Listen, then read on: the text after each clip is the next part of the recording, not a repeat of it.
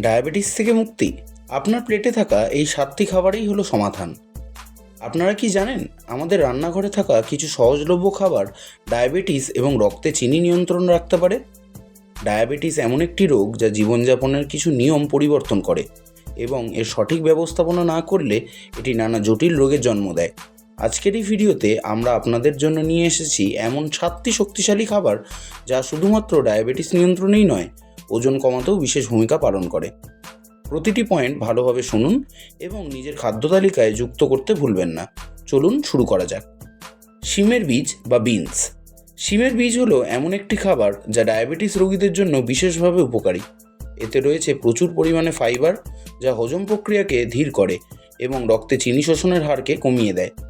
শিমের বীজে আছে ভিটামিন বি, পটাশিয়াম এবং আয়রনের মতো গুরুত্বপূর্ণ পুষ্টি উপাদান, যা শুধু রক্তে চিনি নিয়ন্ত্রণেই নয়, রক্তচাপ নিয়ন্ত্রণ এবং হাড় মজবুত রাখতেও সাহায্য করে। স্যুপ, স্যালাড বা তরকারির মতো ভিন্ন ভিন্ন রকমের রান্নায় এটি যোগ করলে স্বাদও বাড়ে। ডায়াবেটিস রোগীদের সপ্তাহে অন্তত 3 থেকে 4 বার শিমের বীজ খাওয়া উচিত।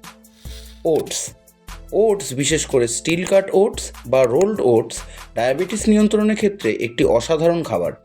এতে থাকা বেটা গ্লুকান নামক ফাইবার রক্তে শর্করার মাত্রা কম রাখে এবং দীর্ঘ সময় ধরে পেট ভরা রাখে। অনেকেই সকালে ওটস দুধ বা ফলের সঙ্গে মিশিয়ে খান, তবে যারা মিষ্টি এড়িয়ে চলতে চান তারা একে নোনতা পদ্ধতিতে রান্না করতে পারেন। ওটসে থাকা ফাইবার শুধু রক্তে চিনি নয়, কোলেস্টেরলের মাত্রাও নিয়ন্ত্রণ করে। নিয়মিত ওটস খেলে আপনি আপনার ওজনও কমাতে পারবেন। মেথি বীজ বা ফেনুগ্রিক সিডস।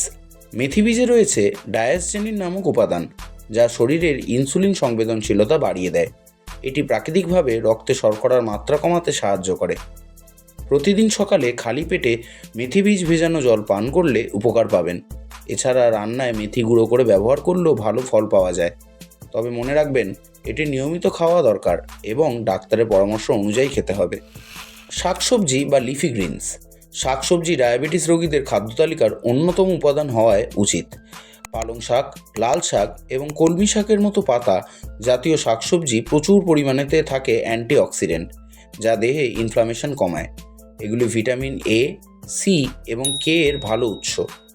রক্তে চিনিকে দ্রুত বাড়তে দেয় না বলে এটি প্রতিদিনের খাদ্য তালিকায় যোগ করা জরুরি।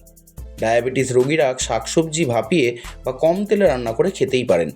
এটি শুধু রক্তে চিনি নয়, হৃদরোগের ঝুঁকিও কমাতে সাহায্য করবে। শাপলা বা শালুক বা ওয়াটার লিলি রুট। শাপলা বা শালুক, যা বাংলার গ্রামাঞ্চলে খুবই জনপ্রিয়, ডায়াবেটিস রোগীদের জন্য একটি আশীর্বাদ। এতে রয়েছে আঁশ এবং নিম্ন গ্লাইসেমিক ইন্ডেক্স, যা রক্তে শর্করার মাত্রা দ্রুত বাড়তে দেয় না। শাপলা শরীর থেকে টক্সিন দূর করতেও সাহায্য করে এবং হজম শক্তিকেও বাড়ায়। শালুক দিয়ে তৈরি ভর্তা বা তরকারি খুব সহজেই রান্না করা যায়।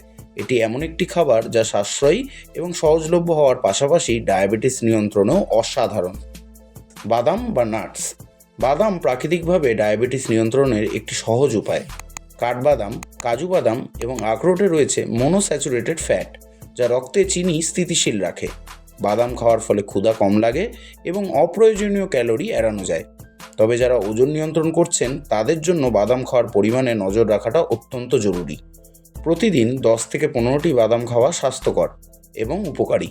চা বা কফির সঙ্গে বাদাম খাওয়া একটি স্বাস্থ্যকর অভ্যাস হয়ে উঠতে পারে। কালো চাল বা ব্ল্যাক রাইস।